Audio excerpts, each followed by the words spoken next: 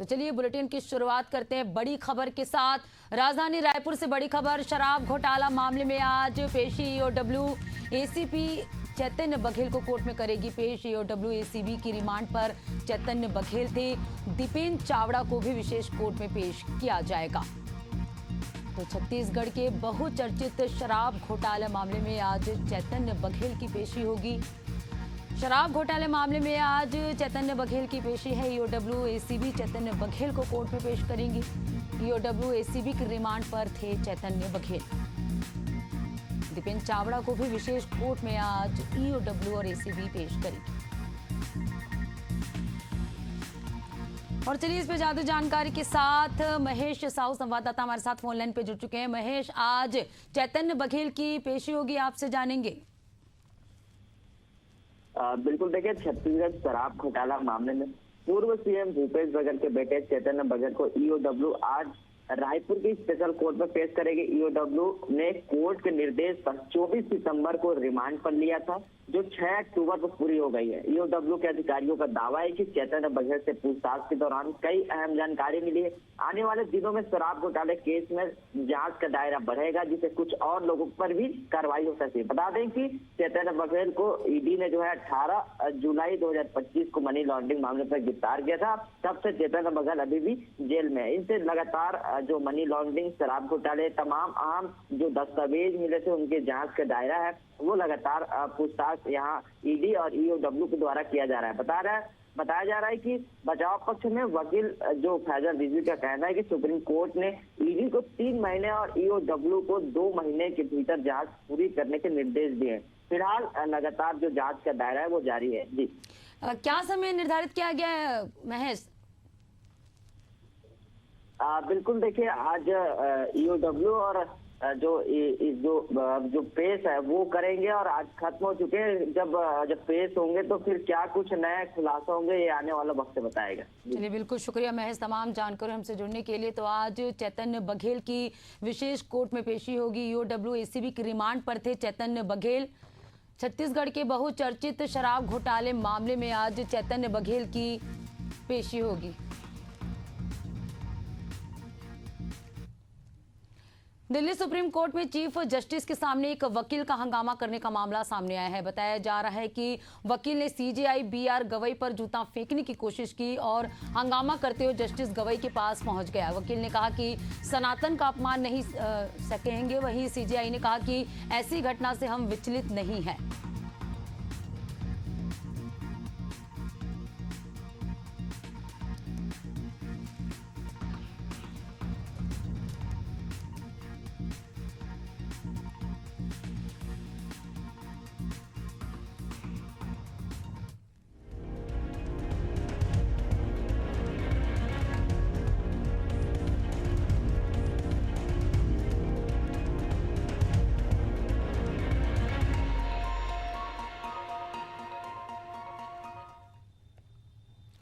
पश्चिम बंगाल के दार्जिलिंग में मूसलाधार बारिश के बाद लैंडस्लाइड ने तबाही मचा दी है। इस दर्दनाक हादसे में अब तक 24 लोगों की मौत हो चुकी है, जिनमें 7 मासूम बच्चे भी शामिल हैं। कई लोग अब भी लापता बताए जा रहे हैं, जिनकी तलाश में राहत और बचाव दल युद्ध स्तर पर लगे हुए हैं।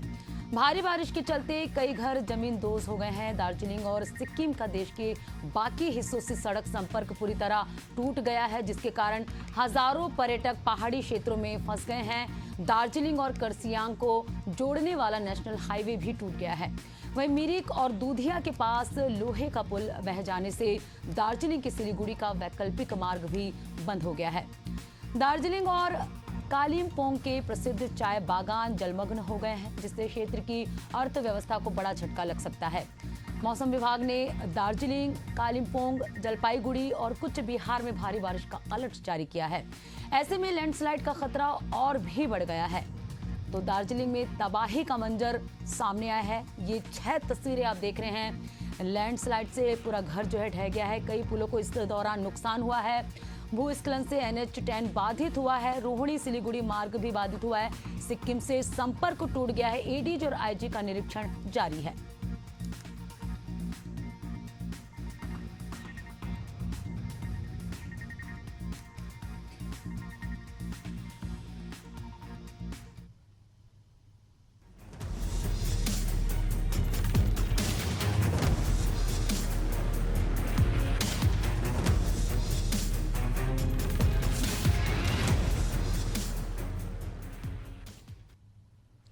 सबमरीन किलर अंद्रूद की एंट्री से भारतीय नौसेना की ताकत को नई मजबूती हासिल हो रही है।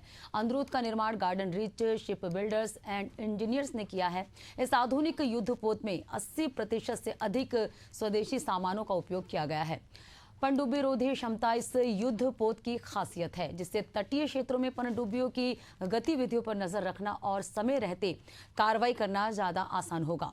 अंद्रूद दरअसल लक्षद्वीप के प्रसिद्ध और सबसे बड़े द्वीप का नाम है, जिसे अपनी खूबसूरती और सांस्कृतिक महत्व के लिए जाना जाता है। हाल के वर्षों में भारतीय नौसेना ने अर्नाला, निस्तार, उदयगिरी और नीलगिरी जैसे अत्याधुनिक युद्धपोतों को भी शामिल किया है। ये सभी जहाज भारतीय तकनीक और डिजाइन की श्रेष्ठता का प्रमाण है।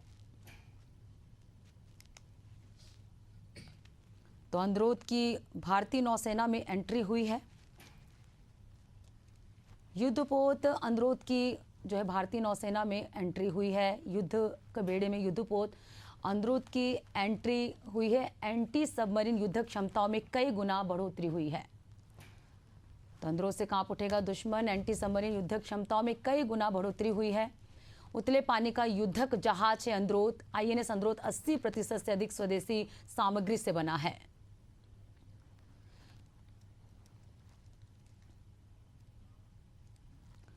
चलिए बात करेंगे अगली खबर की। प्रदेश भाजपा सरकार एक बार फिर अपने कार्यकर्ताओं के लिए कुशाभाऊ ठाकरे परिसर में सहयोग केंद्र शुरू करने जा रही है। करीब 1 साल बाद ये पहल फिर से शुरू हो रही है। सोमवार से सहयोग केंद्र का संचालन होगा, जहां पहले दिन प्रदेश के राजस्व और उच्च शिक्षा मंत्री टंकराम वर्मा कार्यकर्ता और उनके क्षेत्र के आम नागरिकों की समस्याएं सुनेंगे।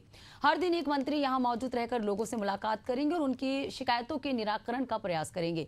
दरअसल प्रदेश में भाजपा सरकार बनने के बाद राष्ट्रीय सह संगठन महामंत्री शिव प्रकाश ने कार्यकर्ताओं को महत्व देने और उनकी समस्या को प्राथमिक देने की बात कही थी। इसी दिशा में पिछले साल सहयोग केंद्र की शुरुआत की गई थी। जी बिल्कुल, ये सहयोग ये कार्यक्रम पहले भी चलता रहा है, बीच में बंद हो गया था और हमारे मंत्रीगण पारी पारी से भारतीय जनता पार्टी के प्रदेश कार्यालय में बैठेंगे और जिसमें प्रदेश भर के हमारे कार्यकर्तागण वहाँ पर आएंगे अपनी समस्या को लेकर। तो उनको हर मंत्री के निवास में जाना नहीं पड़ेगा। एक मंत्री के यहाँ ही जाकर सारे मंत्रियों के जो भी आवेदन होंगे उनको दे देंगे और उस मंत्री का वो काम होगा, जिस दिन जिसकी पारी होती है उस मंत्रिका के और संबंधित मंत्रियों के यहाँ समस्याओं को मतलब आवेदन को भिजवाएंगे। सर दिल्ली दौरे पर जा रहे हैं सर। नियमित रूप से पार्टी कार्यालय में कोई ना कोई एक मंत्री कार्यकर्ताओं के सहयोग के लिए मौजूद हो। पार्टी हमेशा प्रयास करती है और हम लोग भी पार्टी के निर्देश पर पार्टी कार्यालय में बैठकर कार्यकर्ताओं को सहयोग करते हैं। बीच में अलग अलग कारणों से कुछ दिन के लिए बंद हुआ था, फिर से वो अभियान प्रारंभ हो रहा है। मैं स्वयं भी 14 तारीख को सहयोग केंद्र में बैठने वाला हूँ। बिहार के बेगूसराय में शनिवार को मुख्यमंत्री महिला रोजगार योजना के तहत मुख्यमंत्री नीतीश कुमार ने 21 लाख महिला को आर्थिक सशक्तिकरण की दिशा में बड़ा तोहफा दिया है। मुख्यमंत्री ने प्रत्येक लाभार्थियों को 10,000 रुपए दी और कुल 21 करोड़ रुपए की राशि हस्तांतरित की, जिसका प्रसारण समाहरणालय स्थित कारगिल विजय भवन में किया गया, जहां बड़ी संख्या में जीविका दीदियां भी मौजूद रहीं। कार्यक्रम के दौरान जिला पदाधिकारी, उप विकास आयुक्त सहित अधिकारी मौजूद रहे।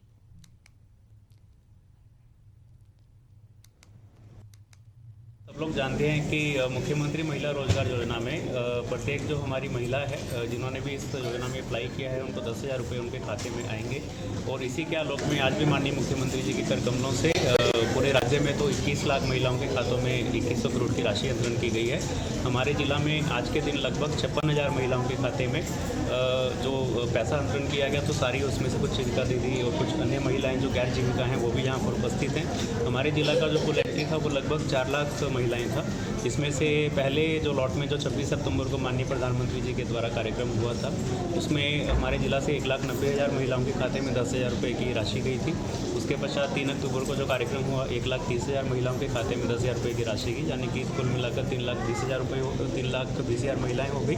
और आज 56,000 महिलाओं के खाते में राशि जो गई है, तो 3,76,000 महिलाएं हमारे ज़िला में हैं जिनके खाते में 10,000 रुपये की राशि गई है।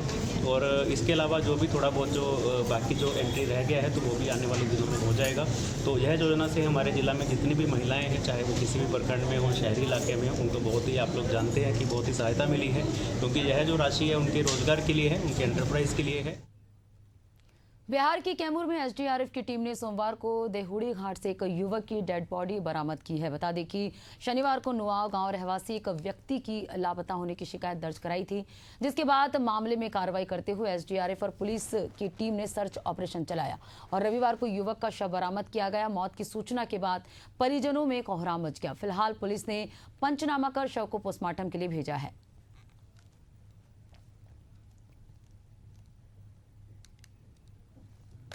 मध्य प्रदेश बुधनी के ग्राम सलकनपुर के तालाब में एक अज्ञात शव मिलने से इलाके में सनसनी फैल गई है।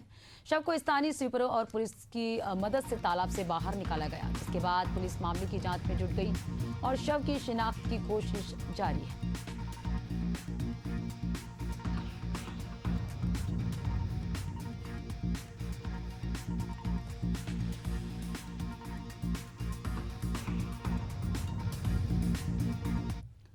उत्तर प्रदेश के पीलीभीत में स्थित सखिया गांव जो अपनी अनोखी मान्यता के लिए मशहूर है, अब विवाद के घेरे में है। ऐसी मान्यता है कि यहां स्थित पीपल के वृक्ष की परिक्रमा लगाने मात्र से सारी बीमारी दूर होने लगती है, जिसके चलते दूर दराज से लोग यहां अपनी बीमारी ठीक करने पहुंचने लगे हैं।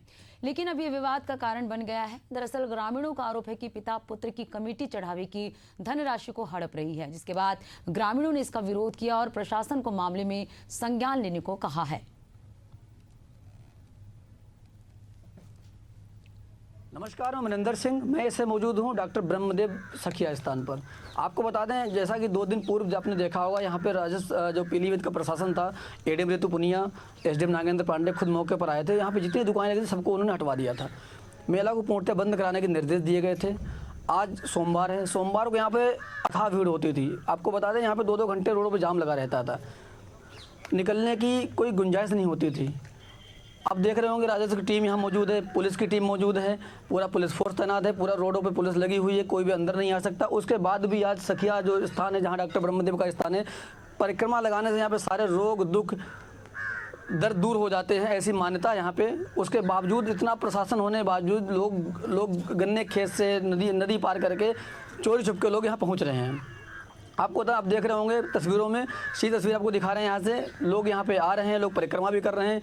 गिने चुने लोग, कुछ लोग गांव से आसपास से लोग आ रहे हैं।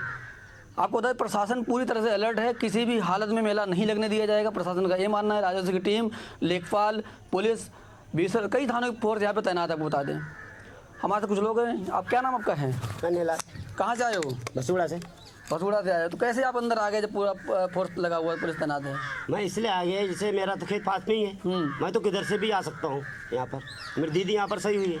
अच्छा, दिल्ली से बुलाया था उसको। लोग कहते हैं ये अंधविश्वास, यहाँ पे ऐसा कुछ नहीं है। ये कुछ नहीं है, खाली विरोध है। अच्छा, इसमें ये अंधविश्वास नहीं, सच्चा है यहाँ पर दरबार। अच्छा, तो आप कैसे अंदर आ गए जब पूरा रोड पुलिस लगी हुई है? हम तो खेतों में ही निकल के आए। अच्छा, खेत से निकल के आप आ गए? क्योंकि मुझे पता था कि यहाँ पे सच्चाई है, तो आप लोगों ने मुझे लौटा रहा, कई बार से, कई जगह से लौटा रहा। अच्छा। फिर भी हम यहाँ तक पहुँच गए। अच्छा। क्योंकि मैंने सोचा था कि अगर आप में मतलब सच्चाई है तो मैं वहाँ पहुँच के रहूँगी और आके रहूँगी। आप देख रहे हैं यहाँ पे कई सारे लोग हैं जो जिनकी मान्यता है कि फेरे लगाने से इनके सारे दुख दर्द, इनकी जो बीमारियां हैं वो दूर हो जाती हैं। लेकिन प्रशासन एक तरफ बता रहा है कि ये अंधविश्वास है, पब्लिक में अंधविश्वास ना फैले, कोई अनहोनी ना घटे, कोई घटना ना घटे। इसलिए प्रशासन पूरी तरह से अलर्ट है कि इस मेले को पूरी प्रतिबंधित किया जाएगा, मेला नहीं लगने दिया जाएगा। आप देख रहे हैं यहाँ पे जो आप परिसर देख रहे हैं, यहाँ पे एक नहीं, यहाँ पे सैकड़ों दुकानें लगा करती थी। ये पूरा जो आप स्थान देख रहे हैं, जो सामने मैदान है, यहाँ पे एक नहीं दुकान, यहाँ पे सैकड़ों दुकानें लगा करती थी। यहाँ पे हर तरह की दुकान हुआ करती थी। लेकिन आज की डेट में यहाँ पे एक भी दुकान मौजूद नहीं है, एक भी दुकान नहीं। तस्वीर देखें सीधी, यहाँ पे एक भी दुकान मौजूद नहीं है। सिर्फ पुलिस है, राजस्व की टीम है, यहाँ पे कोई दुकान नहीं है। मेला को पूर्णतः बंद कराने के लिए प्रशासन पूरी तरह से अलर्ट है। और चलिए बढ़ते अगली खबर की ओर। उत्तर प्रदेश के फर्रुखाबाद में मामूली विवाद के चलते दबंगों ने एक अधेड़ व्यक्ति के पैर में अवैध तमंचे से गोली मार दी, जिससे व्यक्ति गंभीर रूप से घायल हो गया। घटना की सूचना पर पुलिस मौके पर पहुंची और घायल को सीएचसी भेजा गया, जिसके बाद घायल की गंभीर हालत को देखते हुए जिला अस्पताल रेफर किया गया। फिलहाल पुलिस आरोपी की तलाश में जुटी हुई है।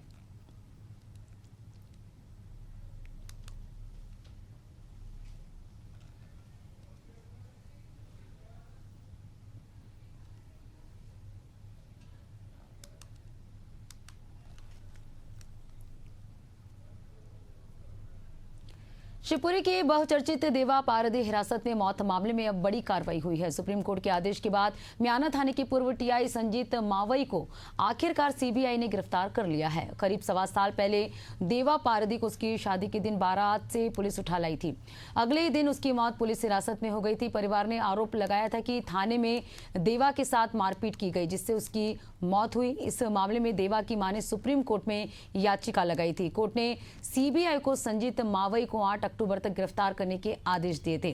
संजीत मावई काफी समय से फरार था। अब सीबीआई ने दावा किया है कि उसे गुना बदरवास रोड से गिरफ्तार किया गया है। हालांकि कुछ खबरों में यह भी कहा गया है कि उसने खुद थाने में सरेंडर किया। मामला पूरी तरह सीबीआई के हाथ में और जांच जारी है।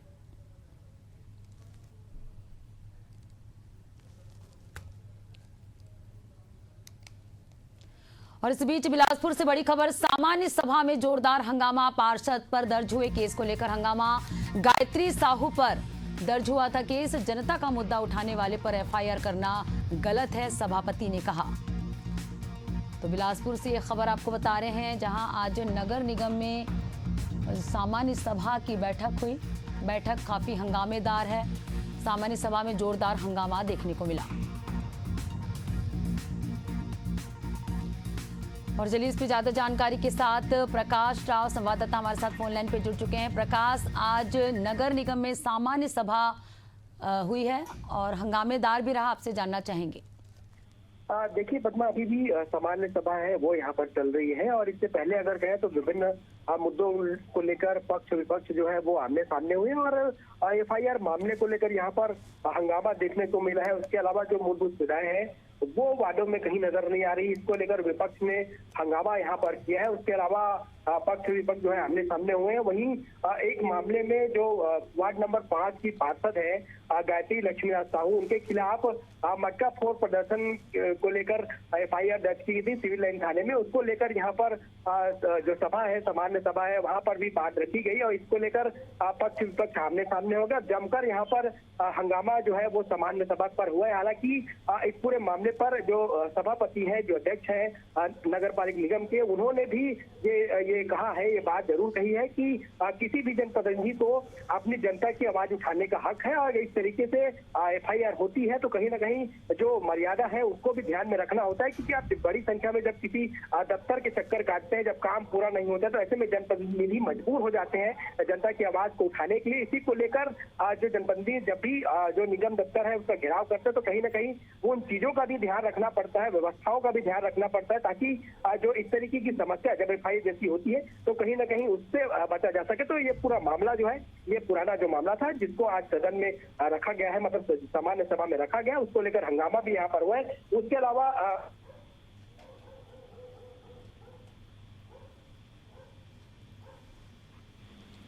सहयोगी से संपर्क टूट गया। आपको बता दें सहयोगी प्रकाश, हम बता रहे थे कि सामान्य सभा जो है काफ़ी हंगामेदार रहा।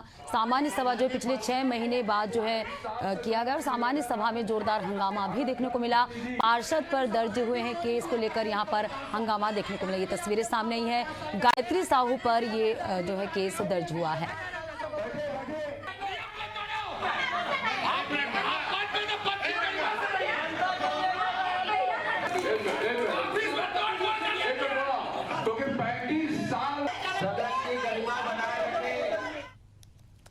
अगली बड़ी खबर लखनऊ से। जहरीले कीड़े के काटने से महिला की मौत हो गई। अस्पताल में इलाज के दौरान महिला की मौत हुई। पुलिस ने शव को पोस्टमार्टम के लिए भेजा। महिगवा थाना क्षेत्र के डिंगरपुर गांव का ये पूरा मामला है।